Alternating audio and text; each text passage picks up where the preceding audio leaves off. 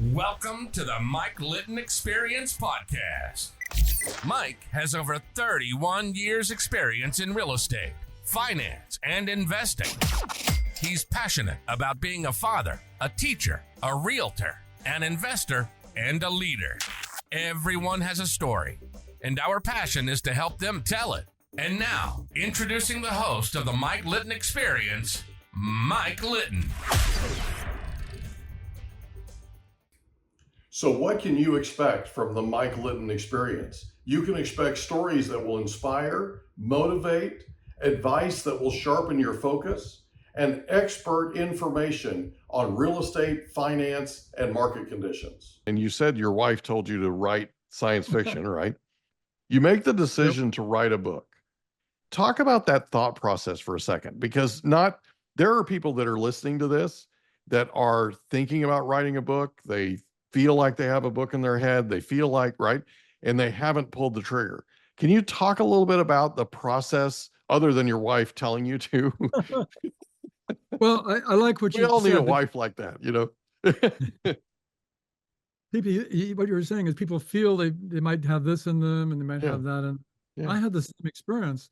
It was sort of like my wife and I have a running joke. I'll say, oh, such and such, we should have a book title of this, you know. Yeah. So that's my way of making a quip about some life event. Let's write a book title about such and such. There you go. I love to come up with phrases, book titles.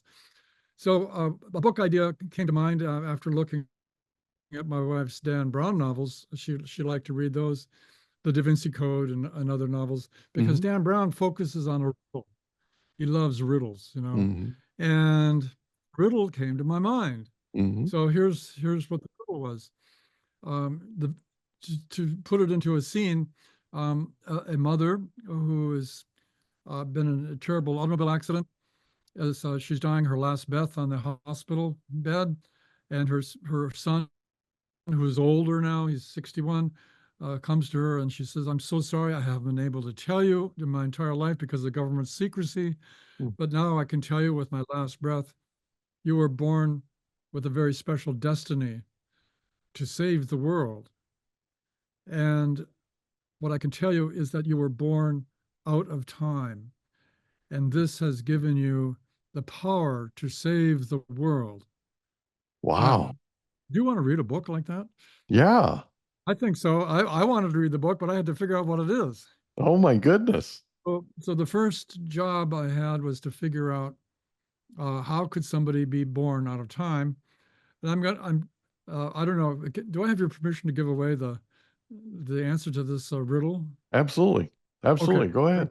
It's Mike's permission. I love it. I don't have a globe here, but if we had a globe and we have 24 time zones, right? Each of these fingers is a time zone, 15 degrees, but the time zones all collide at two places on the globe, at the North Pole and the South Pole.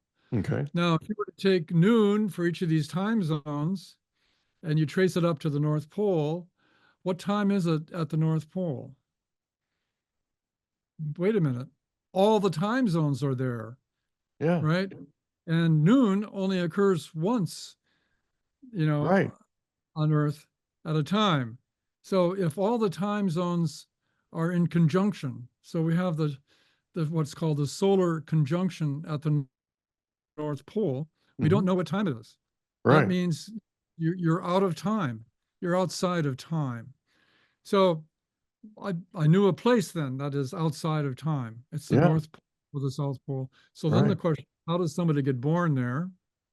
And so I thought about the nuclear submarine, Nautilus. I don't know if you remember that crossed the North Pole. So my wife and I went to the Cybersecurity Museum located at National Security Agency and did some research and found out the Nautilus crossed the North Pole in 1958, August 23rd. And then, of course, they have to keep a ship's log when they crossed it. So they use Eastern Standard Time as a convention. Okay. So 11:15 p.m. that they crossed the North Pole. And that's when our hero and his identical twin sister were born on the nuclear sub Nautilus. Gotcha. Wow. What a fascinating story. So you decide to write this book, the first one, right? And you decide that you're going to write it about, there it is, Thrall Conspiracy. You're writing it about science fiction, and you're writing it about this riddle, right? Yes.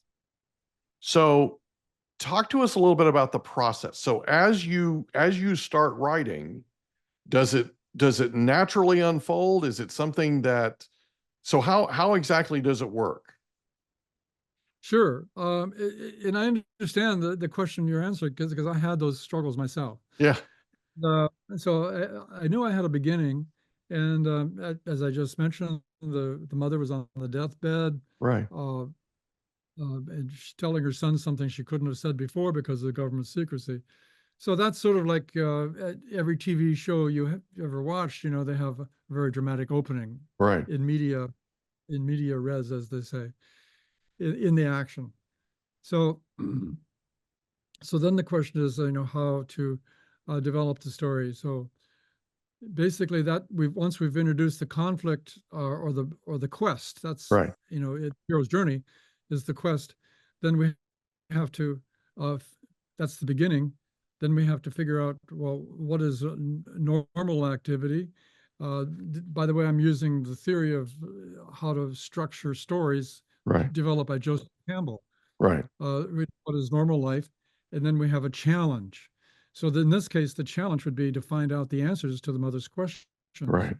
And then out of the challenge come mysteries that need to be solved. And so soon after the story starts, the hero finds that he's battling powers that are greater than he would normally be familiar with. Right. And in doing so, he meets up with a CIA agent who he finds out soon is his twin identical Swiss sister. Now, some people might complain, well, how do you have identical twins of opposite gender? That's not supposed to happen. Right. But it does happen. I happen to read up on that, so this is another clue to writing stories, is do a lot of reading. Yeah. Go to Wikipedia and you'll find out that you can have identical twins of opposite gender because the Y chromosome can disappear in one of the entities, as in the womb, the Y, which is the maleness. Right. It can be absorbed or eliminated in some way, and so you're just left with the X chromosome, which is the female genotype. Right. So that said, we developed a story from there. The brother and sister have not known each other throughout their life, which is a story that belongs to the prequel, just like Star Wars has a prequel, and exactly. we have a prequel called Genesis. And by the way, here's a picture of the twins being born on the nuclear submarine. Yeah. And below it is a flying saucer. The submarine is lowering a flying saucer at the orders of President Eisenhower. Yeah. From Area 57. And then here's the radiation coming down from the pole star. And so the radiation from these two are influencing the babies as they're being born. Gotcha. And thus they have superpowers. Yeah. So that's the first book. Right. So help me out here. I'm trying to answer your question, but this is turning into a long No, story. you're doing great. You're doing great. I love listening to how this develops, right? I love listening to sort of how it all comes together, because really there's genius here. Okay. And that's the crux of the backbone of your story, your life story, is your genius ability. Because here's the thing, even when you were young and you were in film school at USC and you were working with all the, Lucas and right, you also learned a lot about film, and you ended up becoming somebody who worked professionally in the film industry. Okay. And all of this, and then you consult for 20 years with Fortune 500 companies, and then you're with the NSA for 8 years. All of this, I feel, is material that you can use to develop that story and to develop the genius that you have. And I absolutely love how smart you are. And I love listening to how you piece all that together, because not everybody, some people have genius IQ. Some people, have PhDs. Some people have done things, not necessarily what you've done, but they've had life experiences, and they aren't necessarily adept at putting all of it together, right? And being able to assemble a story like what you've assembled. And I find it fascinating. I'm not I'm more of a nonfiction guy, but I find what you do just amazing. And so that's why I wanted to sort of get into sort of the nuts and bolts, if you will, about how you go about doing it, because I know there are people that are listening to this that are looking to emulate what it is that you've done. So I get where you're coming from, and I appreciate the sentiment of helping people, sort through it. So if I were to give any advice, I would say take a lot of notes. yeah. Take a lot of notes. Are you a Why? fan of journaling? Yes, I am. I don't do it very well, but I do use the notes function on my smartphone, on my Oh, there you iPhone. go. I take notes, and then I remember pretty well. Gotcha. So what happens, and this happens to all of us, but we want to take advantage of it, and that is ideas come in bits and snatches. I'm sure that happens to you. Oh, It happens absolutely. bits and snatches for these books. So if what person can track these little pieces that come when the mind is relaxed, that's the key thing. When the mind is relaxed, guess what? It's making connections, Yeah. more connections. No truer words And were ever spoken. Some of the most brilliant ideas that anybody's ever had came during that time, right? The subconscious is constantly working. They wake up in the middle of the night and they have an idea, right? So they need to have a pad of paper next to the bed so that they can write down whatever that is, then go back to sleep.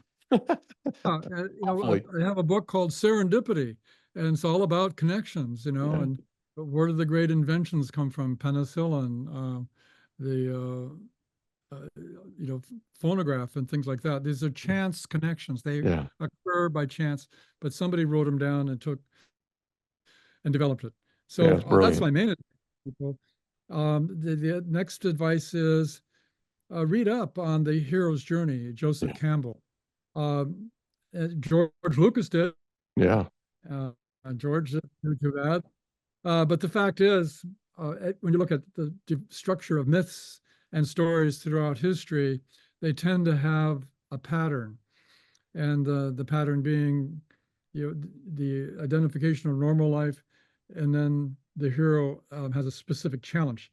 And then the hero has to decide whether to take the challenge up or not. Gotcha. So right there, that's the story element of the hero being confronted and then deciding what to do. And why is this a part of the story structure? It's because it happens to all of us all the time. People decide, should I marry this person or marry that person or take this job or that job? And if we say no, which can be fine, it just means we're going back to life as normal. As opposed to leaping off to the adventure. So stories are a way for us to practice our ability to be flexible. And yes, after the hero makes a choice, there are various conflicts arise. Right. And of course, that parallels our personal lives as well. And then the story structure is that the hero wins some and loses some. And this is generally what's called Act 2 in the dramatic theory. Act 2 is the struggle. And I thought it would be a large part of the book. It's a large part of these books. Is the ups and downs and ups and downs. And that's where the note-taking comes into play, because as a budding author, for anybody, they will come in flashes and glimpses. Sometimes it doesn't come all at once. And so I have a couple of questions. I have a couple of questions I want to ask you if that's okay. Sure. Are there inherent dangers and limits to the technologies we use today? Well, the big one, of course, is artificial intelligence. Yeah. And yes, there are inherent dangers, but automobiles had inherent dangers as well, and they Yeah. still do. In the early days, of course, the inherent danger was the cranking Yeah. the engine up, and people Yeah. had Break your arm. broken arms Yeah. all over the place. So, in response to that, people invented the automatic starter with the electric battery and Mhm. a little motor that started the big motor. So I think that's where we're at with artificial intelligence. It's not going to go away because there's too much to be gained Yeah. in terms of supporting life. But as people have heard and read, sometimes artificial intelligence gives you bad answers Yeah. because they don't. And the reason, of course, is that there's insufficient data Yeah. for it to draw upon. And but just like any major technology, sometimes we have to jump in order to find the problems and gain the economic resources to solve them, which is where the big companies are at now. Yeah. And you probably read about OpenAI.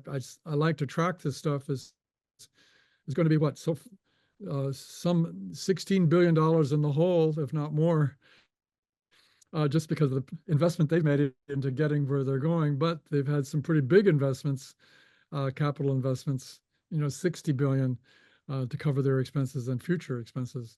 Amazing numbers.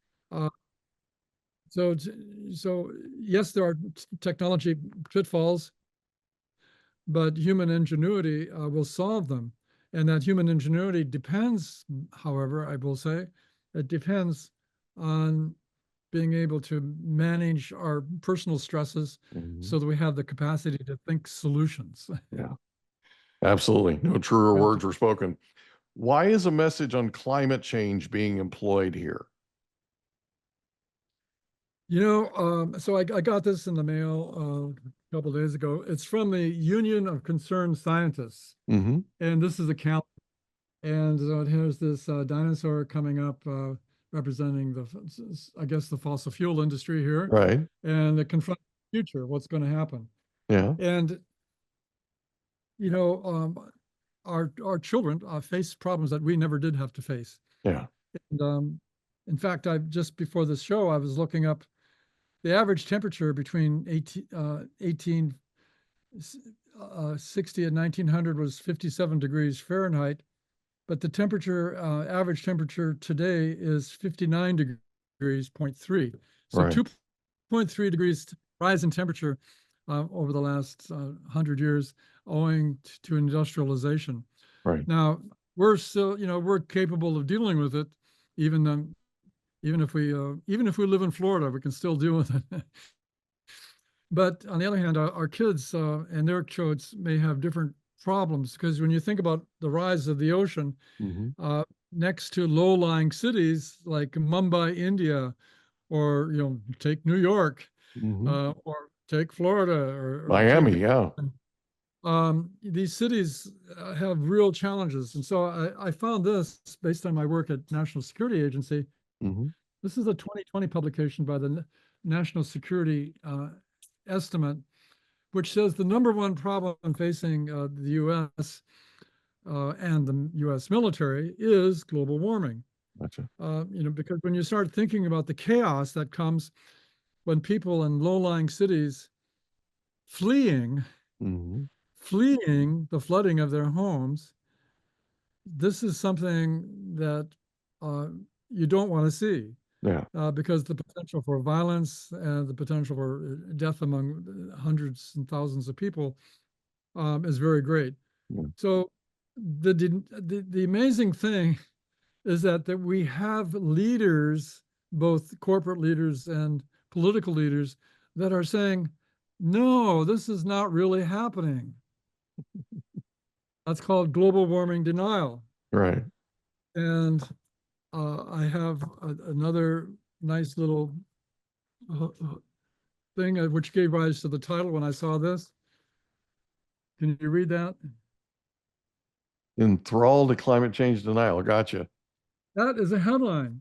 Oh, wow. That is a headline. And it's not the only headline with the word thrall in it. Right. So if there is any thrall conspiracy, it's a conspiracy to put people in thrall to denying global warming. Gotcha. I use the word thrall to address the bad aliens, by the way. That's their name. They're the I thrall. love it. So what are So, we to do with the nonstop circulation of conspiracy theories? yeah,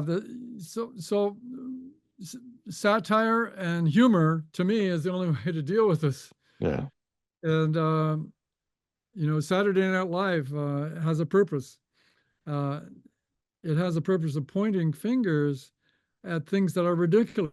Yeah. It's, to me personally, it's ridiculous that national leaders, not only in the United States but elsewhere, would deny global warming.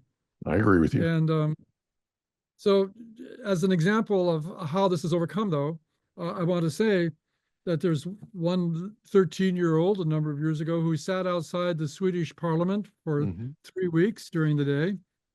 And she got the Swedish parliament to finally sign on to the Paris Accords. And here's her name or foundation. Yeah, Greta, yeah. Greta Thunberg. And to my good fortune, I just happened to be in Iowa City one afternoon at lunch. And lo and behold, came up to a street corner by chance, and there was Greta Thunberg and 1,000 people surrounding her, giving a presentation in Iowa City, Wow. Iowa.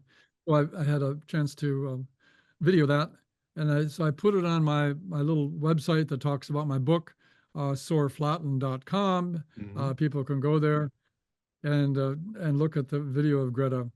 But she is amazing. So I'm actually donating 50% of all my profits to the Greta Thunberg Foundation. Oh, because that's she's awesome. we need examples of people who know how to stand up to this denial of global warming. She says it's a crisis, and it is. Yeah. But well, many people are responding, but yet we still have a backlash, and it's a very puzzling. Yeah. It's a puzzling backlash. I got you. How can young people come together to make a difference in this world? You just mentioned Greta, of course. Yes. Well, young people tend to be idealistic. Well, why is that? Because they haven't been burdened with responsibilities of, purchasing a home and maintaining their family and raising kids. But so the question is there a role for idealism? And the answer is yes, because, where does this position of saying, well, I'm not going to change come from? That's because people have roots and that their income is derived from those roots. It is difficult to change. And we have to take all of that into account in any kind of political planning.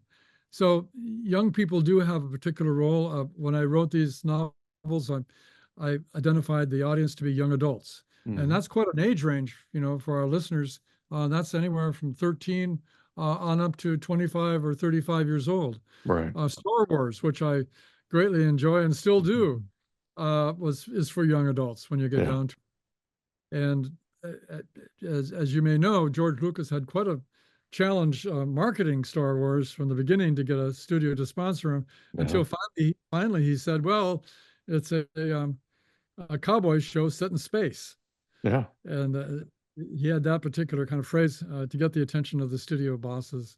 So that's what young people are going to do. They're going to sort of reframe the challenge of global warming in different ways to capture public attention and also show their own enthusiasm because it's their future that's at stake.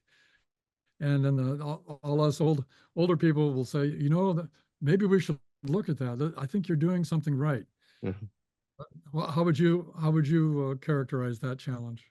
Yeah, I completely agree with you.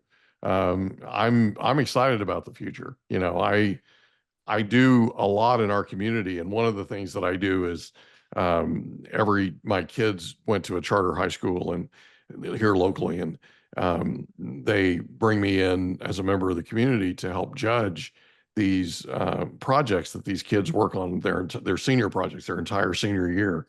And it's absolutely fascinating, some of the things that you hear. And I always tell the executive director and the founder when I leave, I always tell him that I feel more confident about our future because these kids are coming up and they're smart and they care and their heart's in the right place. And I love the fact that we're going to be turning this over to them and they're going to be leaving this world a better place than the way they found it. And that's what I told my kids was their mission, so I'm excited about the future. I am incredibly honored that you spent the time with me that you did today. And I cannot thank you enough for being our guest on the Mike Litton Experience. This has been an absolutely amazing time and the fastest hour I've ever lived. John Sorflaten, thank you so much. Thank you, Mike. It's been fun.